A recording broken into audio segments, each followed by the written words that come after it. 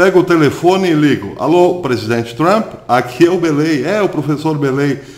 Seguinte, estou pensando em dar uma passadinha esse final de semana em Mar-a-Lago para a gente jogar um golfe. Que tal? Topa? Ah, maravilha, ótimo. Beleza. Então nos encontramos no sábado. Um abraço, presidente. E vai treinando, hein? Uma coisa é visitar o presidente Donald Trump. Isso qualquer um pode, até eu. Acabei de marcar um joguinho para sábado.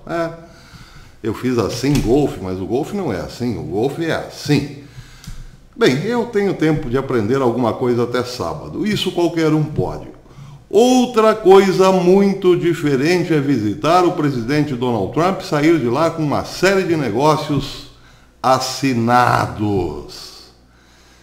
E é isso, exatamente isso, que tem feito a esquerda brasileira ranger os dentes. Pois vejam, o Departamento de Estado norte-americano foi quem deu o resumo da viagem do presidente Jair Bolsonaro aos Estados Unidos. Em fatos, em realidade, em conquistas. Eu estou aqui na página, vocês podem ver aqui na página do Departamento de Estado dos Estados Unidos, a cargo do excelentíssimo senhor Mike Pompeo. O que sai, o que é publicado no Departamento de Estado norte-americano é o que vale para todos os efeitos. Visita, tapinha nas costas, jantares, isso é muito legal. Nos alimenta o ego, nos emociona até. Eu, particularmente, fiquei emocionadíssimo ao ver o presidente brasileiro, nosso querido presidente, ao lado do nosso querido outro presidente, Donald Trump, na Casa Branca. Maravilha. Mas, e aí? E os negócios? Pois bem, o Departamento de Estado diz exatamente como ficarão as coisas depois dessa histórica visita de Bolsonaro aos Estados Unidos. O departamento diz: como as duas maiores economias do hemisfério ocidental, os Estados Unidos e o Brasil, compartilham uma relação comercial bilateral avaliada em mais de 100 bilhões de dólares. O que é pouco ainda. Calma que o número vai aumentar. E os Estados Unidos são o maior parceiro comercial do Brasil em bens de valor agregado. Nosso relacionamento econômico está enraizado nos princípios do comércio justo, liberalização do mercado e concorrência saudável. Ambos os países compartilham a visão de expandir o comércio e investimentos bilaterais com o objetivo de facilitar a transferência de bens e serviços de maneira segura e sustentável. É o que eu venho dizendo sempre, os Estados Unidos não é um país predador. Ele não chega, por exemplo, na Venezuela, tira todo o petróleo, o ouro que pode vai embora. Não, não é nada disso. Ele incentiva a infraestrutura do país, alimenta a economia do país por causa da sua capilaridade desenvolvida. Ele ajuda nesse desenvolvimento para que depois esses dois países tenham ótimas relações comerciais. É assim que a banda toca há muito tempo. Não foi por outro motivo que os Estados Unidos, depois da Segunda Guerra Mundial, reergueram toda a Europa e beneficiaram-se desta ação até agora há pouquinho. Bem, sigamos em frente. Departamento de Estado norte-americano para quem chegou agora. Desde que os presidentes Trump e Bolsonaro se conheceram em março de 2019, ambos os países adotaram ações reais para promover a prosperidade. Agora, os tópicos já reais entre Estados Unidos e Brasil. Os Estados Unidos apoiam um convite imediato da OCDE para o Brasil, para iniciar o processo de adesão do Brasil. Outro ponto, o Brasil ratificou o acordo de salvaguardas tecnológicas para apoiar o lançamento de satélites e veículos espaciais licenciados nos Estados Unidos a partir do Centro Espacial Alcântara, no Brasil. Finalmente, esse Centro Espacial Alcântara, no Brasil, se tornará um centro de referência tecnológica e militar, em primeiro lugar, para salvaguardar os nossos interesses e os americanos também na Amazônia. É um ponto, sim, esse é um ponto louvável, porque a partir dali nós colocaremos uma boa barreira tecnológica entre brasileiros e americanos, com venezuelanos e russos lá do outro lado. Mas, enfim, isso é só o começo.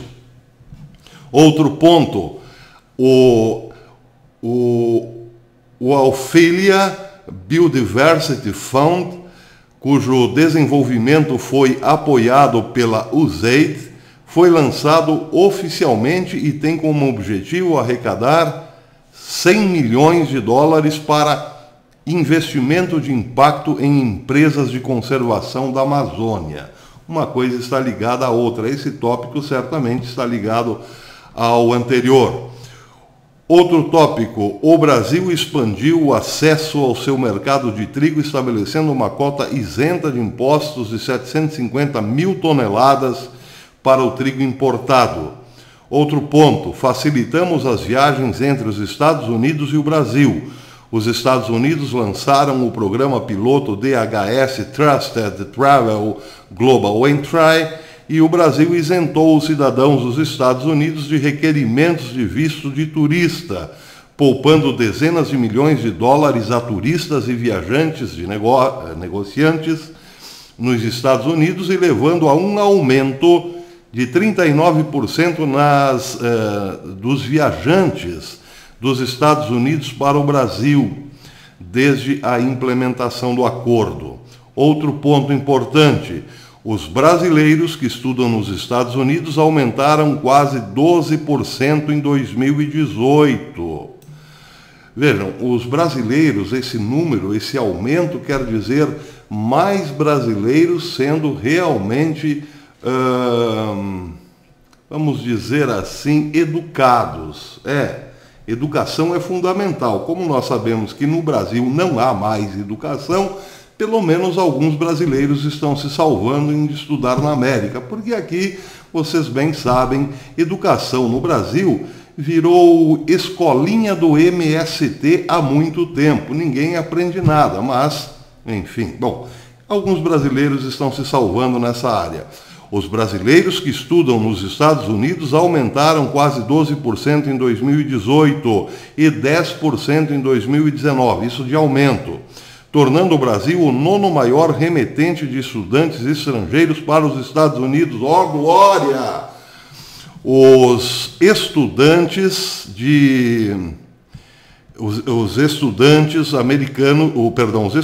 que saem do Brasil aumentaram mais de 29% em 2019. O total de estudantes que vão estudar, brasileiros que vão aos Estados Unidos estudar, aumentaram no total 29% em 2019. Ó, glória!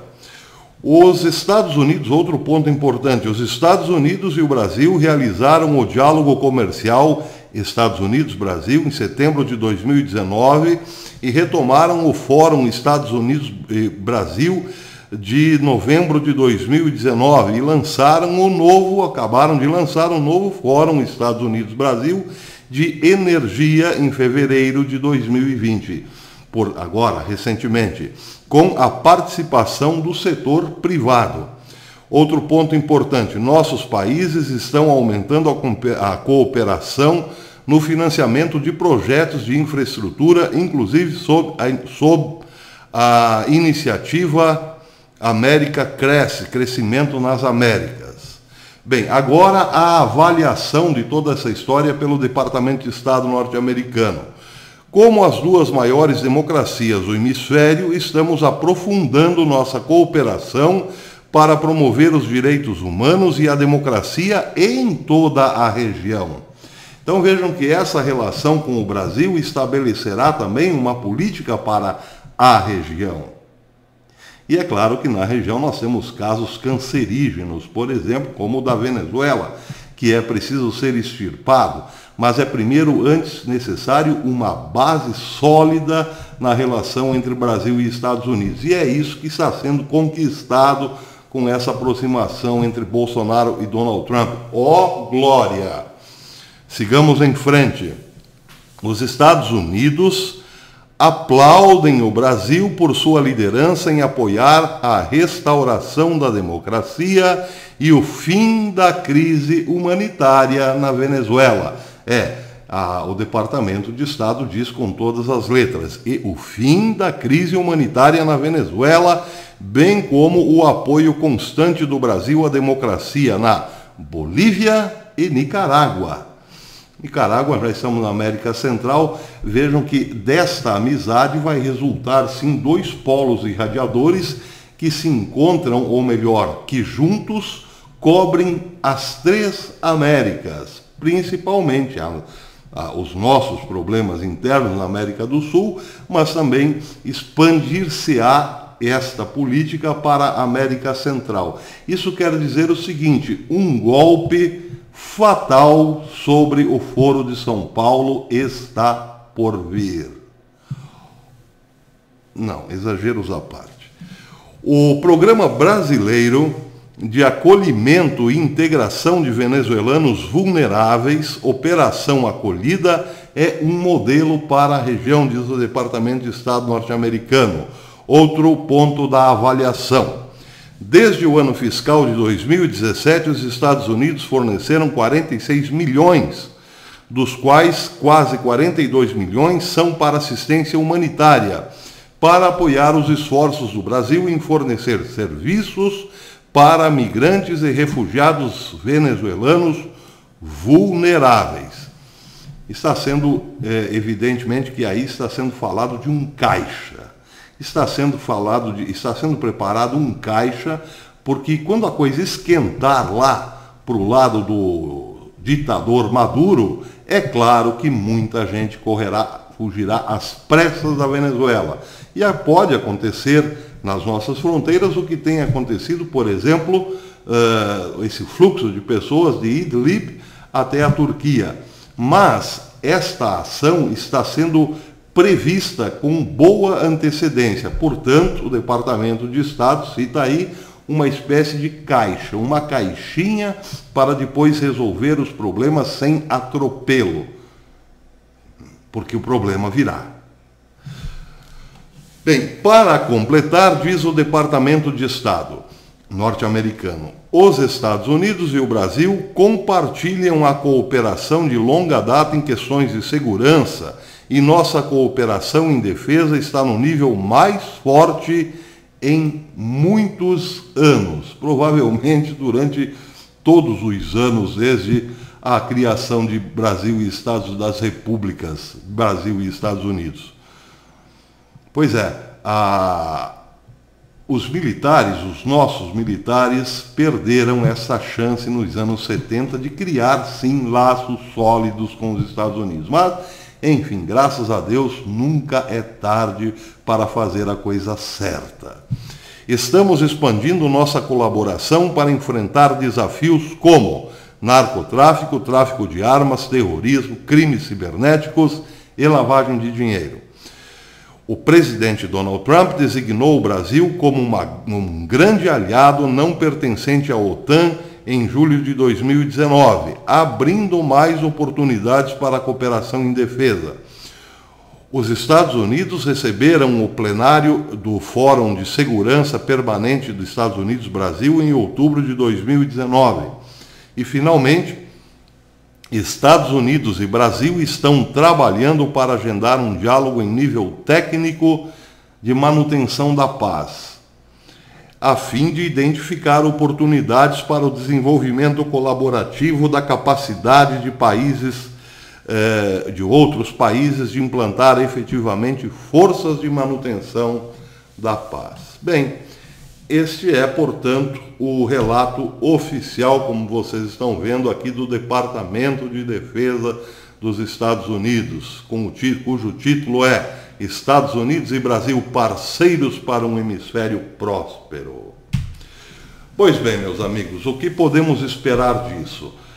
Muitas coisas boas, claro. Agora, o fundamental nessa história toda é que o hemisfério sul precisa ser, sim, limpado definitivamente do Foro de São Paulo.